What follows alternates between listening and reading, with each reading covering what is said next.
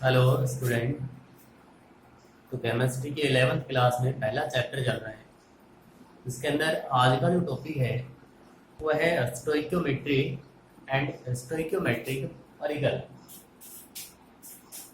है स्टोइक्योमेट्री, हिंदी में लिखे तो स्टोइक्योमेट्री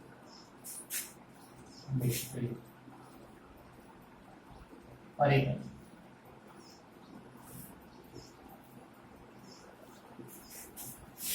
देखो स्टोइक्योमेट्री जो है वो ग्रीक भाषा के दो शब्दों से बना है। एक तो है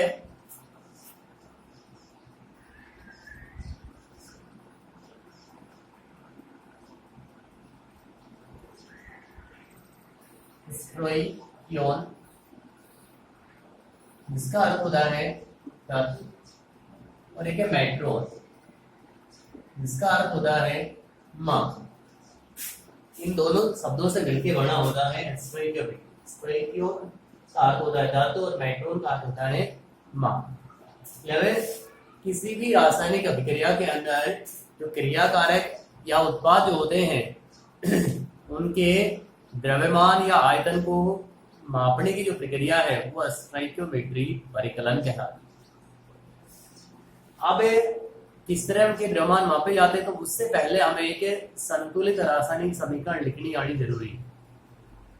जब हमें कोई रासायनिक समीकरण लिखनी आनी होगी, बैलेंस करनी, संतुलित करनी आ रही है, उसके बाद ही उसके द्रव्यमान या आयतनों का परिकलन कर सकते हैं।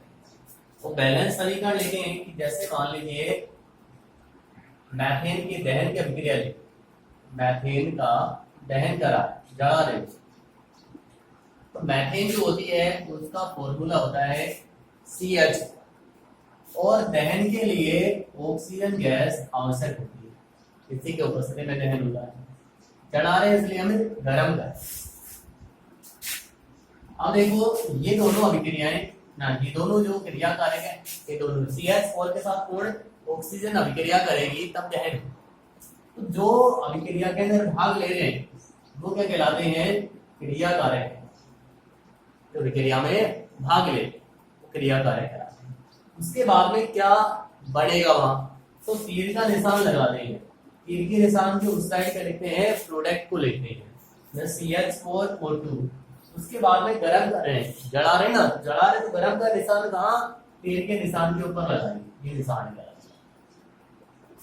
अब कार्बन जो है वो तो ऑक्सीजन से अभिक्रिया करके CO2 और हाइड्रोजन बनाना है H। ठीक है, तो ये दोनों कौन है? उत्पाद है। तीन के निशान साइड कौन बढ़ेंगे? उत्पाद। ठीक है, तो सबसे पहले हम क्रिया कारक लिख रहे हैं, कौन कौन क्रिया भाग ले रहे हैं और क्या क्या प्रोडक्ट बन रहे हैं उनको लिखें। तीन के निशान साइड क्रिया कारक, उस साइड प्रोडक्ट। यदि कोई उत्प्रेरक है या गर्म कर रहे हैं कुछ भी है तो वो तीर के निशान के ऊपर दर्शाता है। उसके बाद में समीकरण को संतुलित करते हैं, एक एक परमाणु, कार्बन को, हाइड्रोजन को, ऑक्सीजन को, सभी को बारी बारी से बैलेंस करते हैं। तो कार्बन इधर एक, इधर भी कितना है? दोनों तरफ बराबर है। इधर ऑक्सीजन लिखी है, दो हाइड्रोजन, इधर कितने हैं? 4, इधर कितने हैं? तो उधर भी हमें 4 करने हैं। तो 4 करने के लिए हाइड्रोजन को कितने से गुणा कर दे? H2 को 2 से गुणा कर दे, तो क्या हो गया?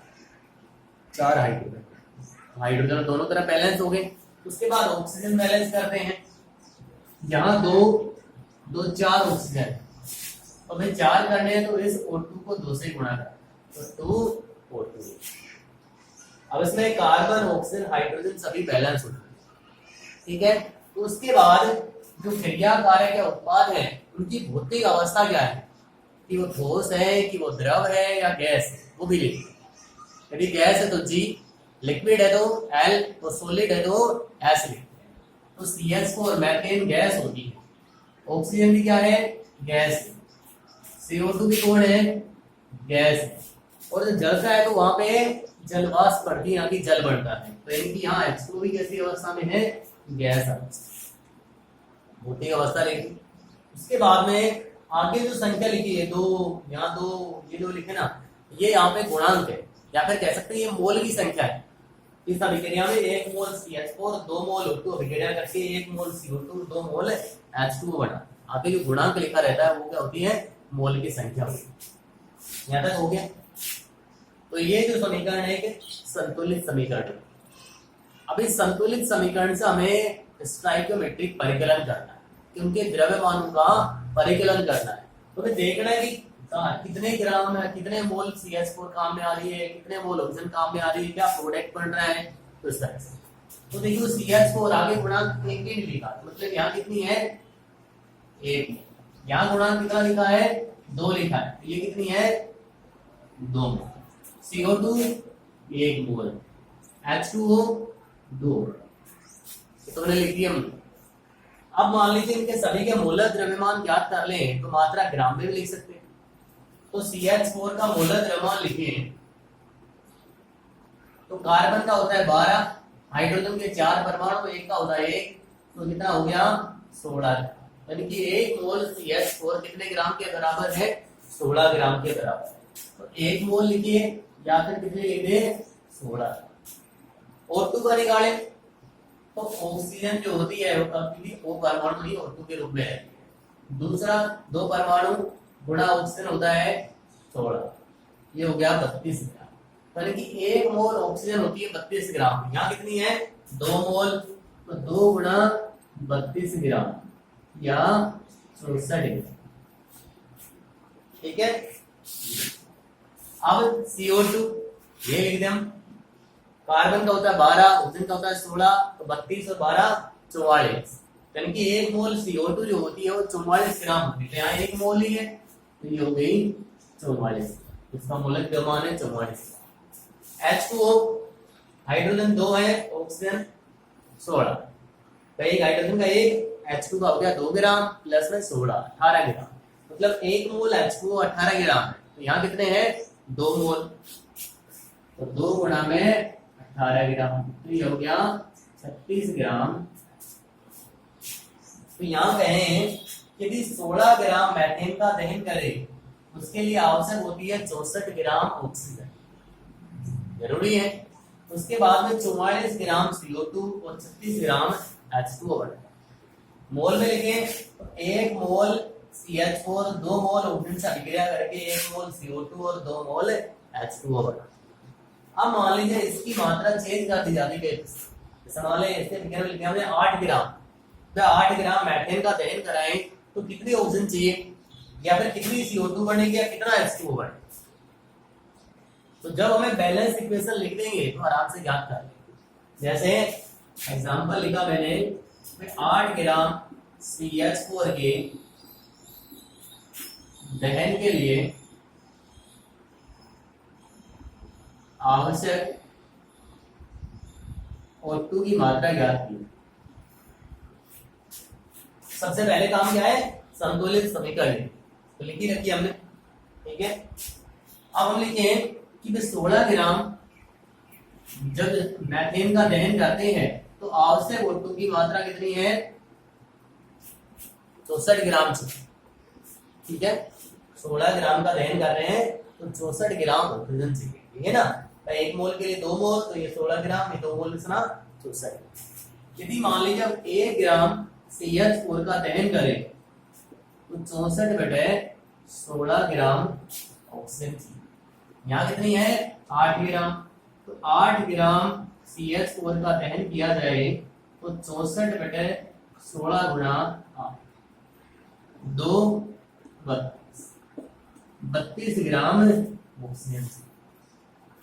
ठीक है।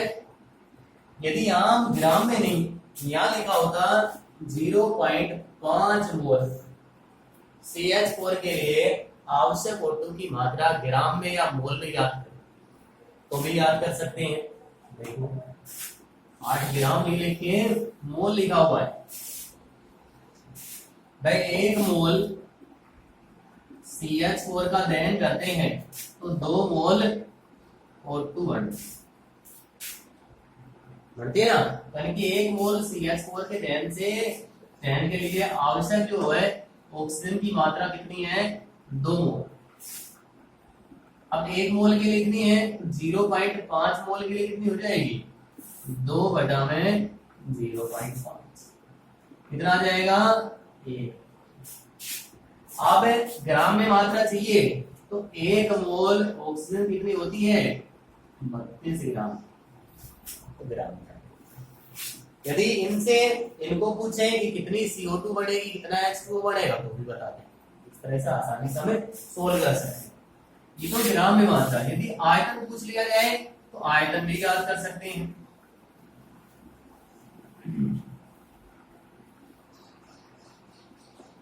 आयतन गैस के लिए ही पूछा जाएगा। 1 मोल नॉर्मल टेम्परेचर एंड प्रेशर के ऊपर अभिक्रिया होती है तो 1 मोल गैस जो होती है वो कितनी होती है 22.7 लीटर और एसटीपी के ऊपर 22.4 लीटर। अब 1 मोल है यहाँ तो कितना लिखेंगे 22.7, यहाँ 2 गुणा में 22.7 लीटर 2 मोल है। ये 1 मोल है तो ये 22.7 लीटर, ये 2 मोल है तो 2 गुणा 22.7 यानी कि 22.7 लीटर और 2 गुणा 22.7 लीटर ऑक्सीजन से अभिक्रिया करेगी मैग्नीशियम तब जाके 22.7 लीटर तो CO2 और 2 गुणा 22.7 लीटर H2 या जल वाष्प है। तो ये हो गया स्टोइकियोमेट्री करेगा। यदि कैसा भी न्यूमेरिकल दिया जाए इससे यदि हमें मात्रा ज्ञात करनी तो आसानी से ज्ञात कर सकते हैं, लेकिन हमें एक बैलेंस समीकरण लिखनी आनी चाहिए। तो बैलेंस समीकरण इधर क्रियाकार है उधर प्रोडक्ट लिखे जाएंगे। तीर के निशान के ऊपर उत्तर क्या टेम्परेचर लिखा जाएगा। क्रियाकार का लिखने के बाद भौतिक अवस्था और लिखेंगे इस तरह कौन सी अवस्था के अंदर उपस्थित है। यदि कार्बन हाइड्रोजन ऑक्सीजन दिए हैं बैलेंस करने के लिए पहले कार्बन को फिर हाइड्रोजन को फिर ऑक्सीजन को बैलेंस करना है संतुलित समीकरण। उसके बाद है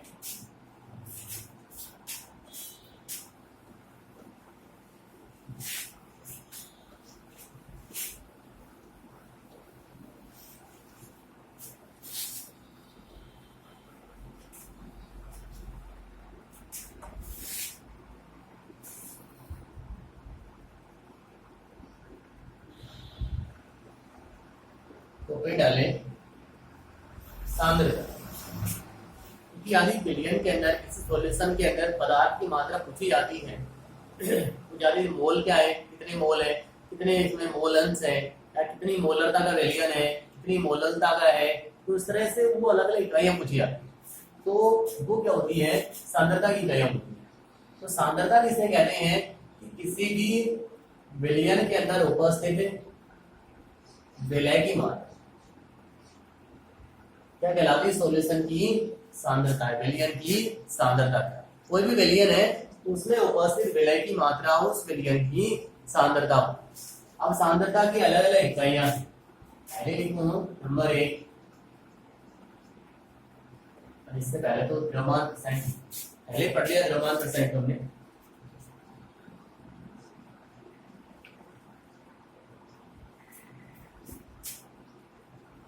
द्रव्यमान प्रतिशत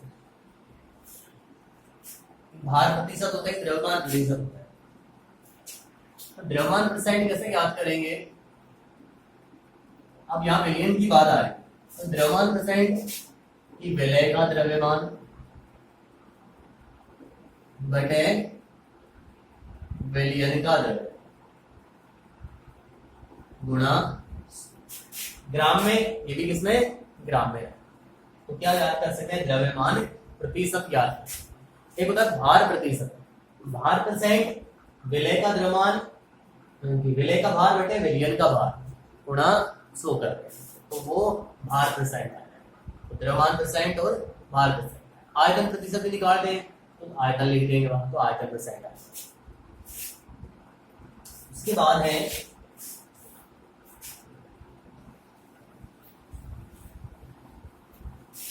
ये तो द्रव्यमान परसेंट हो गया।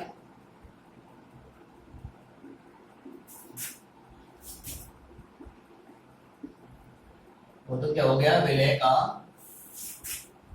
द्रव्यमान बटे विलयन का द्रव्यमान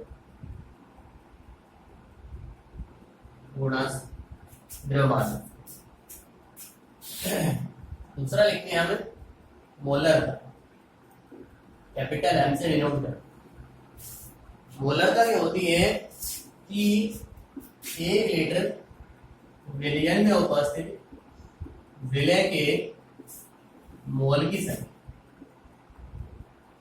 1 लीटर विलयन में उपस्थित विलय के मोलों की संख्या क्या कहलाती है? मोलरता कहलाती है। ज्ञात करने का फॉर्मूला क्या है? विलय के मोल किसके अंदर उपस्थित है? विलयन। तो विलयन का क्या है? लीटर में मान है, तो लीटर का क्या है? वो आयतन है। किसमें चाहिए? लीटर में होना चाहिए। तो मोलरता क्या होगी? विलय के मोल बटे विलयन का आयतन लीटर में। परिभाषा क्या बोलेंगे कि 1 लीटर विलयन में उपस्थित विलय के मोलों की संख्या। कि विलय के मोल किसमें उपस्थित है? 1 लीटर सॉल्यूशन के अंदर। मान किसमें है? लीटर। एक होती है मोलरता, स्मॉल एम से डिनोट करते हैं। वो होती है 1 किलोग्राम विलायक में उपस्थित विलय के मोल। यहाँ विलयन नहीं, यहाँ कौन है? विलायक। देखो विलयन क्या होता है पता नहीं हो, तो विलयन तो होता है, एक होता है पदार्थ विलय और एक होता है विलायक। दोनों मिलकर क्या बनाते हैं? विलयन बनाते हैं। विलय कौन होता है? घुलने वाला, या जो पदार्थ कम मात्रा में होता है, घुलने वाला जो पदार्थ वो विलय होता है। जो पदार्थ घोलता अपने अंदर या जो अधिक मात्रा में होता है वो कौन होता है? विलायक। दोनों मिलकर क्या बनाते हैं? विलयन बनाते हैं। ठीक है, तो यहाँ पे जो मोलरता होगी वो 1 किलोग्राम विलायक, यहाँ इसकी मात्रा लिखेंगे ना कि 1 किलोग्राम विलायक में उपस्थित किसकी मात्रा? विलय की। विलय की क्या चाहिए हमें? मोल चाहिए, ना कि उसका द्रव्यमान चाहिए। 1 किलोग्राम विलायक में उपस्थित विलय के मोलों की संख्या मोलरता कहलाती है। फॉर्मूला लिखें, तो मोलरता बराबर क्या हो जाएगी? विलय के मोल ही है ये भी। किसमें है? विलयन नहीं, कौन है? विलायक। आयतन नहीं, द्रव्यमान है, क्योंकि किलोग्राम में है। तो विलायक का द्रव्यमान वो भी किसमें? किलोग्राम। मोलरता। द्रव्यमान परसेंट याद कर लेंगे, आयतन परसेंट याद कर लेंगे। आयतन लिखे, मोलरता मोलर। ठीक है, उसके बाद एक है मोलंस या मोल घटक। मोलंस क्या होते हैं कि मान लीजिए कोई सॉल्यूशन है, उसके अंदर 2 पदार्थ बोले ए एंड बी। एक मान लीजिए विलय है और एक है विलय। 2 पदार्थ बोलेंगे जब विलय बढ़ेगा। 2 पदार्थ है ए और बी। तो हमें मान लीजिए मोल ज्ञात करने हैं, मोलंस ज्ञात करने हैं किसके? एक। तो हम एक्स ए से डिनोट करते हैं मोलंस। एक्स ए बराबर क्या होगा कि ए पदार्थ के मोल को दर्शाते हैं एन से, एन ए और N A plus N. X A कौन है? ए पदार्थ के मोल। एन ए कौन है? ए पदार्थ के मोल। एन बी कौन है? बी पदार्थ के मोल। तो ए पदार्थ के मोलस क्या होगा कि उस पदार्थ के मोल बटे सॉल्यूशन के टोटल मोल, दोनों का जो अनुपात है वो क्या कहलाएगा? मोल। तो किसी भी पदार्थ का मोलंस क्या होगा कि उस पदार्थ के मोलंस व विलयन के कुल मोलों दोनों का जो अनुपात होता है वो मोलंस कहलाता है। इसी तरह दूसरे पदार्थ का मोलंस निकालना हो तो एक्स बी बराबर क्या लिखेंगे? उस पदार्थ के मोल कौन है? एन बी बटे एन ए प्लस एन। तो दूसरे पदार्थ के मोलंस। इसके अंदर एक बात हो रही है कि किसी भी सॉल्यूशन के जो मोलंस होते हैं उनका योग हमेशा 1 रहेगा। कोई भी विलयन है, इसमें 2 पदार्थ मिले हैं, उनके मोलंस का योग कितना आएगा? 1 आएगा। यहाँ एक्स ए प्लस एक्स बी कितना होगा? 1। तो ये सांद्रता की सारी इकाइयां हैं। इनके अंदर से कौन कौन से न्यूमेरिकल पढ़ेंगे वो हमें फिर दूसरी क्लास में समझाएंगे। अब इकाइयां द्रव्यमान हो गया, मोलरता होगी, मोलरता और मोलंस।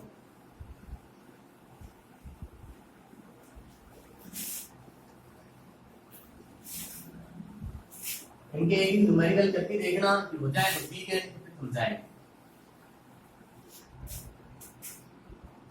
फिर है सीमान अभिकरण। सीमान अभिकरण मतलब है ऐसा अभिकर्मक जिसके खत्म होने के साथ अभिक्रिया रुक जाती।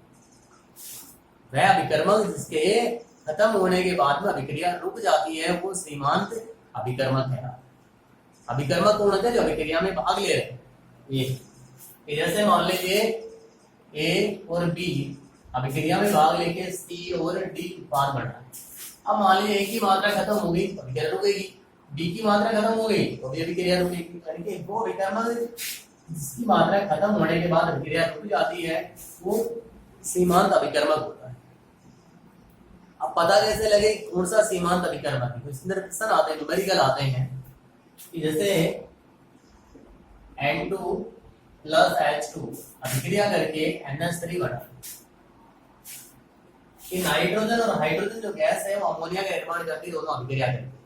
बैलेंस समीकरण लिखते हैं तो N2 गैस है, हाइड्रोजन भी गैस है, अमोनिया भी गैस।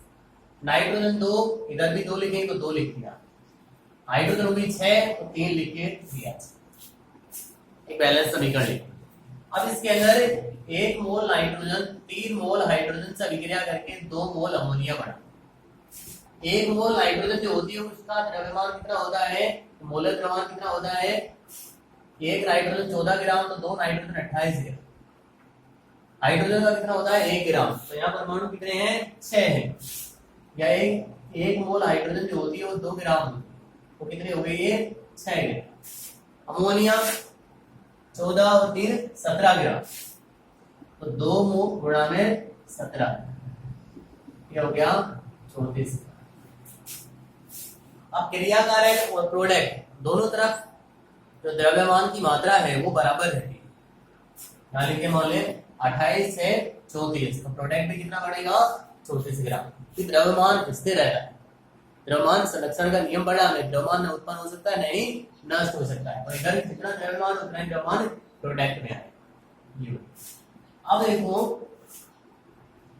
कि 1 मोल नाइट्रोजन के लिए 3 मोल हाइड्रोजन चाहिए, 2 मोल अमोनिया बनती है। या 28 ग्राम नाइट्रोजन के लिए हमें 6 ग्राम हाइड्रोजन चाहिए, 34 ग्राम अमोनिया बनती है।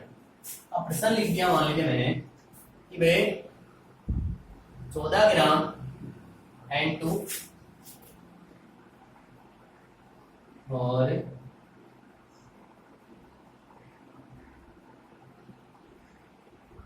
4 ग्राम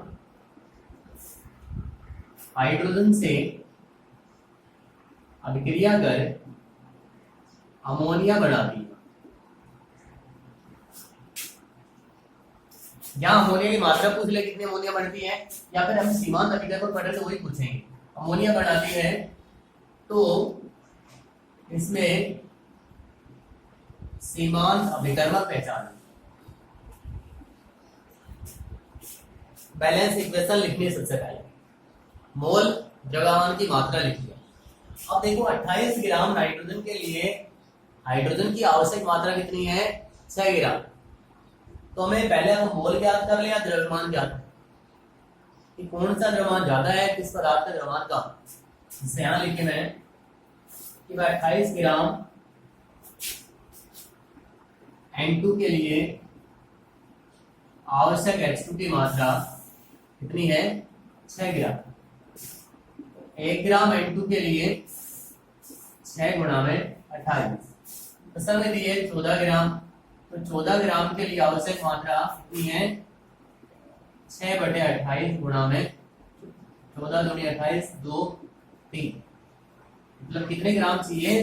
3 ग्राम चाहिए। 14 ग्राम N2 लिए तो हाइड्रोजन कितनी चाहिए हमें? 3 ग्राम चाहिए। जबकि हाइड्रोजन कितनी दी है? 4 ग्राम। मतलब हाइड्रोजन तो सीमांत नहीं है, वो तो ज्यादा मात्रा में है। तो फिर दूसरा सीमांत होगा, उसे कैसे लिखेंगे हम? उल्टा लिखे हम कि 6 ग्राम हाइड्रोजन के लिए आवश्यक N2 की मात्रा कितना चाहिए? 6 ग्राम के लिए 28 ग्राम चाहिए। 1 ग्राम के लिए कितना चाहिए? 28/6। प्रश्न में दिया कितना है?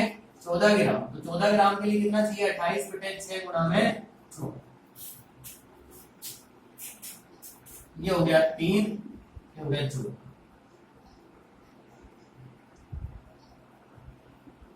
तो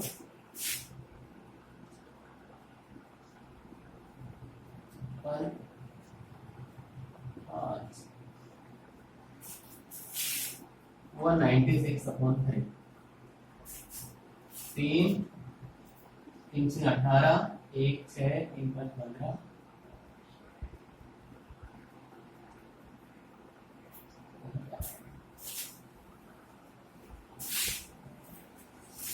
6 ग्राम के लिए 28 ग्राम चाहिए तो 1 ग्राम के लिए हो गया 28/6 और 14 ग्राम के लिए कितना हो जाएगा 28/6 गुणा में 16 ये हो गया 3 और ये हो गया 7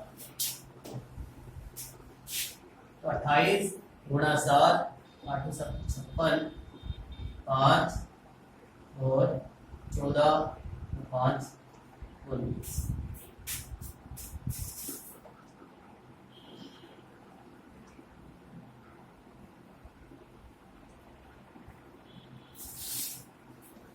बटे 3 3 5 15 3 से 18 1 6 3 5 15 1 0 पॉइंट